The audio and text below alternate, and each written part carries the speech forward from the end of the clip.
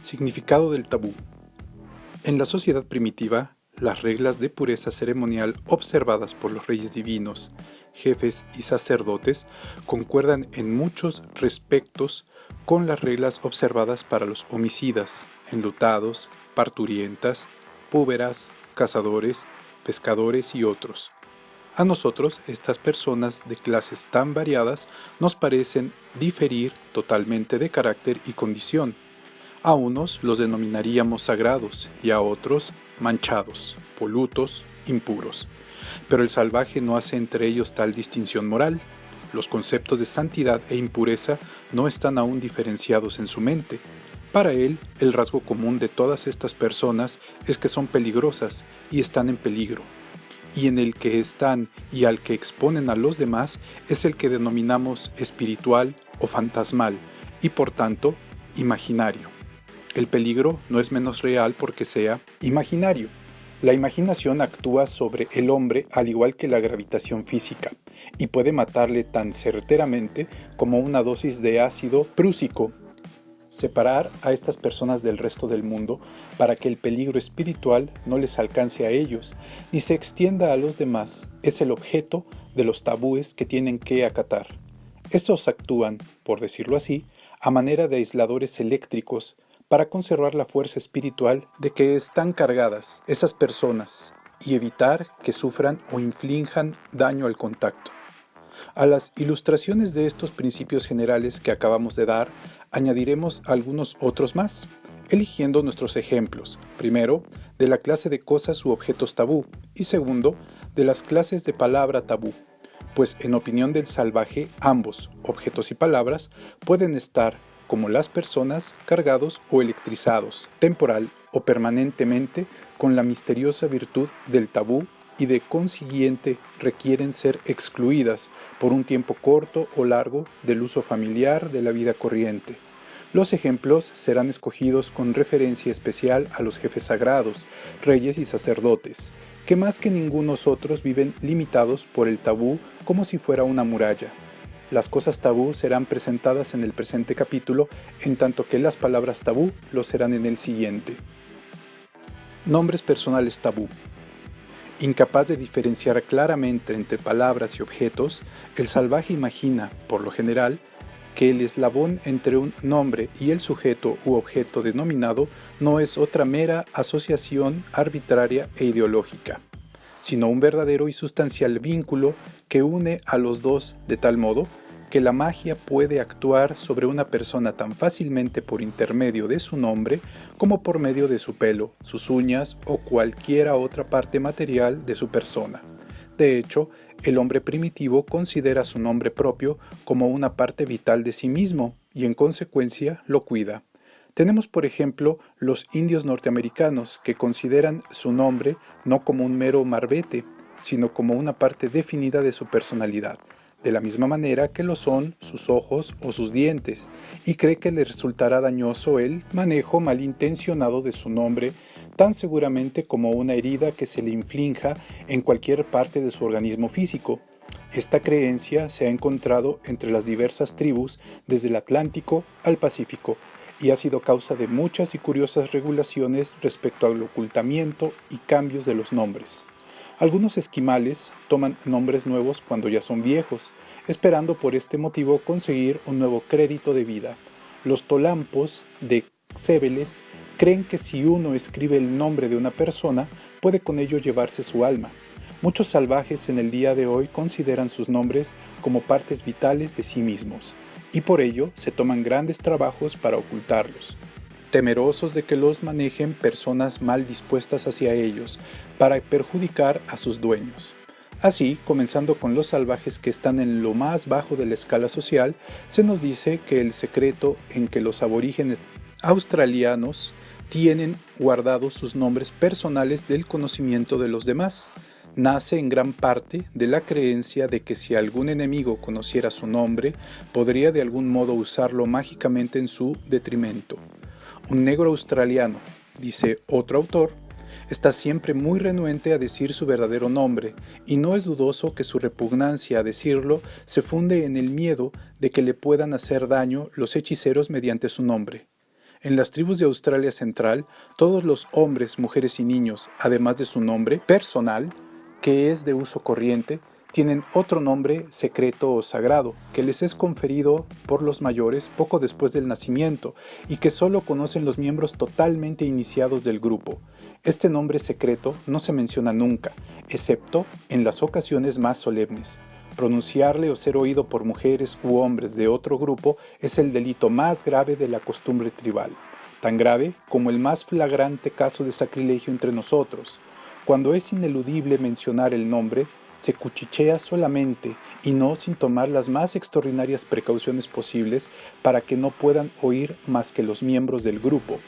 Los indígenas piensan que un forastero que conozca sus nombres secretos tiene poder especial para dañarles por medios mágicos. Creemos que el mismo temor condujo a una costumbre de la misma estirpe entre los antiguos egipcios, cuya civilización comparativamente alta estaba extrañamente refrenada y sojuzgada por reliquias del más bajo salvajismo. Cada egipcio recibía dos nombres, conocidos respectivamente con el nombre verdadero y el nombre onomástico, o el nombre grande y el pequeño. Mientras el onomástico o pequeño era público, el verdadero o grande parece que se ocultaba cuidadosamente. Un niño brahmán recibe dos nombres, uno de uso común y el otro secreto, que solo sus padres conocen.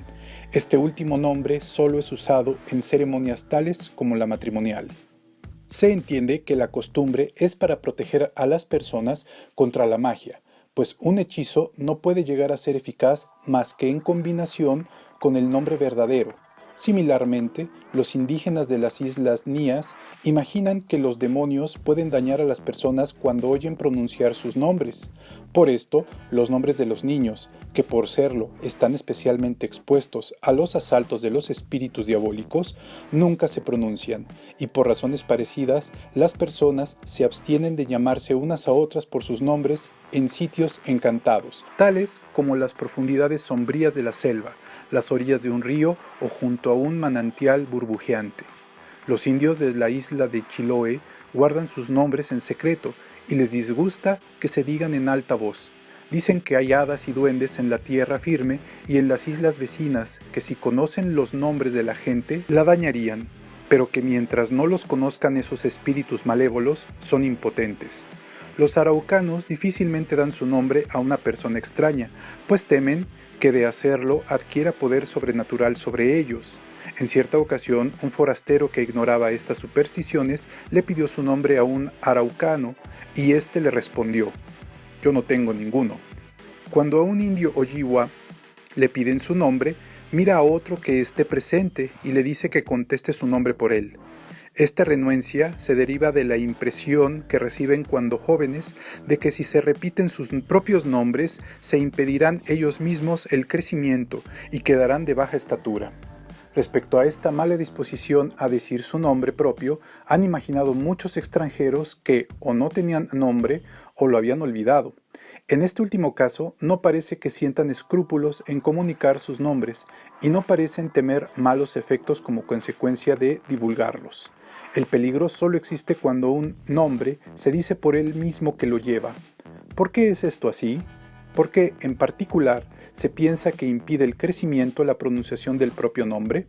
Podemos conjeturar que los salvajes actúan y piensan así porque creen que el nombre personal es una parte de sí mismo cuando se pronuncia por el aliento propio. Pronunciado por el aliento ajeno de otros, no tiene conexión vital con él y ningún daño puede acarrearle. Por cuanto podrían arguir estos filósofos primitivos que cuando un hombre deja pasar a través de sus labios su nombre, se desprende con éste de una parte de sí mismo y persiste descuidadamente en ello, terminará seguramente por disipar sus energías y destrozar su constitución física.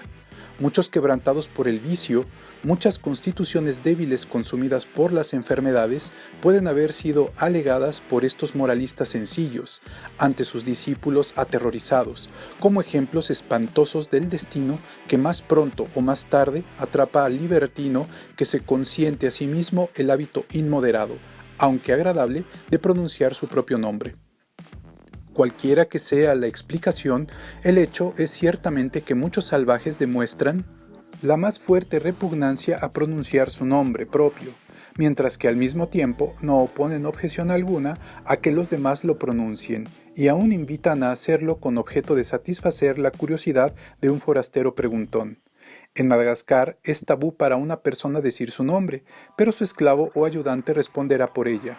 La misma inconsecuencia extraña, como la podemos creer nosotros, se recuerda de algunas tribus de indios americanos. Así, sabemos que el nombre de un indio americano es una cosa sagrada, y no para ser divulgada por su propietario sin la debida consideración.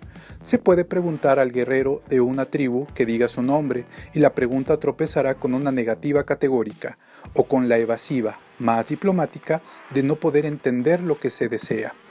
En el momento en que se aproxima un amigo, el guerrero primeramente interrogado le cuchicheará su deseo y el amigo podrá decir el nombre del otro, recibiendo la reciprocidad de su cortesía. Esta exposición general se aplica, por ejemplo, a las tribus indias de la Columbia Británica, de quienes se dice que uno de sus más fuertes prejuicios y que parece preocupar por igual a todas las tribus es su negativa a decir sus nombres. Así que nunca se tiene el verdadero nombre por el mismo que lo lleva, pero dirán los nombres de los demás sin hacerse rogar. En todo el archipiélago malayo, la regla es la misma y en general nadie pronunciará su propio nombre. Inquirir cuál es su nombre es una pregunta muy poco delicada en la sociedad nativa. Cuando en el curso de los quehaceres administrativos o judiciales se le pide el nombre a un nativo, en lugar de contestar, mirará a su camarada para indicar que responda por él, o le dirá sin rodeos: pregúnteselo a este. La superstición es corriente en toda la Malasia, sin excepción, y se encuentra también en las tribus Motu y Motu-Motu, los papúas de Finch Haven, en el norte de la Nueva Guinea holandesa, y los Nufures, así como entre los melanesios del archipiélago de Bismarck y muchas tribus del África del Sur, que los hombres nunca mencionan sus nombres, y las mujeres, si pueden encontrar a quien lo haga por ellas, mas no se niegan en absoluto si no hay más remedio. Algunas veces la inhibición en los nombres personales no es permanente, sino que está condicionada por las circunstancias, y cuando éstas cambian, cesan de actuar. Así, cuando los hombres de la tribu Nandi están lejos en alguna correría, nadie en casa pronuncia los nombres de los guerreros ausentes. Deben referirse a ellos como si fueran aves. Si un niño olvida esto y se refiere a uno de los ausentes por su nombre propio, la madre le amonestará diciendo: no hables de las aves que están en el cielo. Entre los Baganla del Alto Congo, mientras un hombre está de pesca o volviendo de ella, su nombre queda en suspenso y nadie puede mencionarlo. Cualquiera que sea el nombre del pescador será llamado Ngwele, sin distinción. La razón es que el río está lleno de espíritus que, si oyeran el verdadero nombre del pescador, podrían obrar contra él para que no pescase más que algún pez o ninguno. Aún después de pescar y traer los pescados, el comprador no se dirigirá al pescador por su nombre propio, sino que simplemente le llamará Ngwele. Pues aún entonces, si los espíritus oyen su nombre propio, se lo reservarán para usarlo otro día o para echarle a perder la pesca y que gane poco con ella. Por esto, el pescador puede exigir indemnización de daños y perjuicios a cualquiera que mencione su nombre, u obligar a los atolondrados charlatanes a comprarle el pescado a un precio tan alto que le devuelva la suerte. Cuando los Sulca de Nueva Bretaña están cercanos al territorio de sus enemigos, los Gactei, tienen cuidado de no mencionarles a ellos por su nombre propio, pues si lo hicieran, creen que el enemigo les atacaría y mataría. En estas circunstancias, por eso, hablan de los Gactei como Lapsiek, que es los troncos del árbol podrido. E imaginan que dándoles este apodo conseguirían que los miembros de sus terribles enemigos se vuelvan pescados, toscos como leños.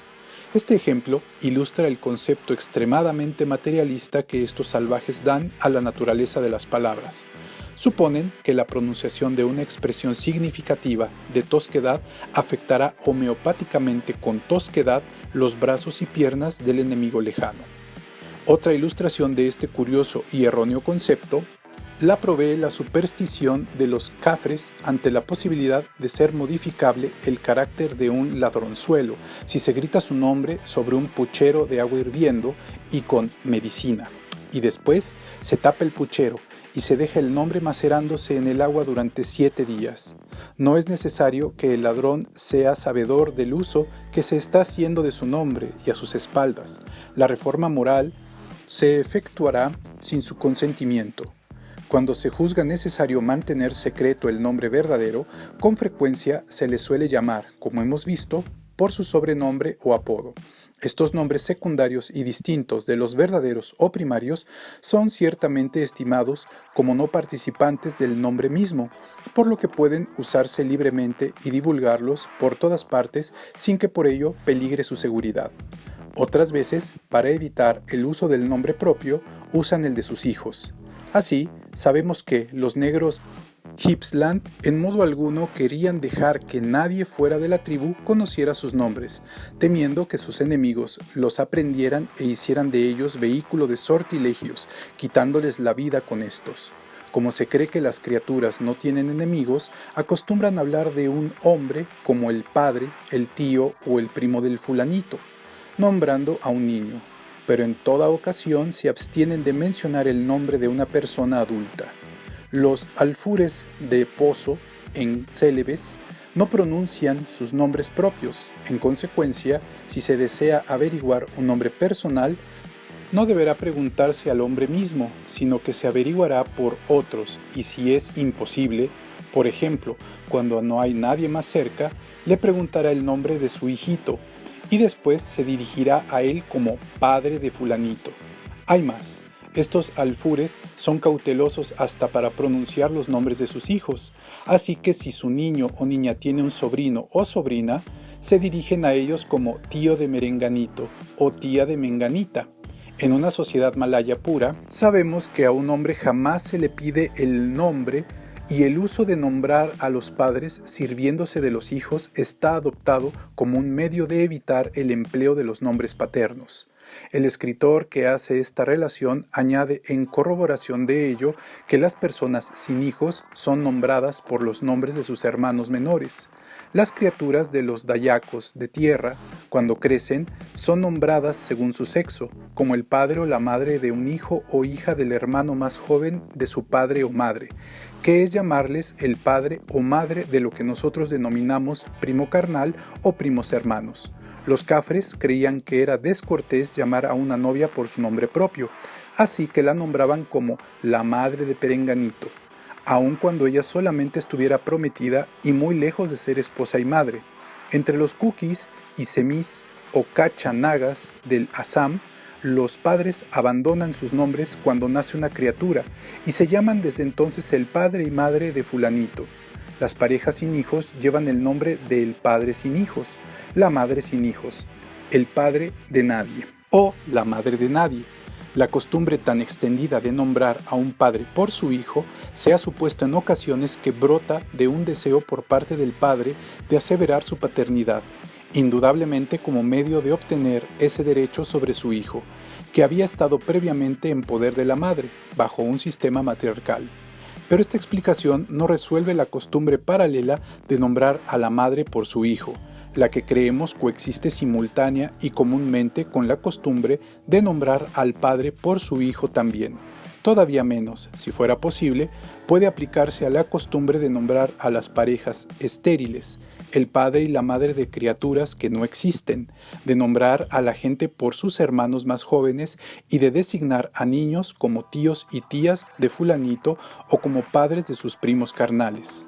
Pero todas estas prácticas se explican de un modo sencillo y natural si suponemos que se originan en la repugnancia a pronunciar los nombres personales verdaderos de las personas a quienes se dirigen o se refieren directamente. Esta renuencia está basada, probablemente, en parte en el temor de atraer a los malos espíritus y en parte en el temor de descubrir el nombre a los hechiceros, que mediante ello obtendrían un medio de dañar al poseedor del nombre.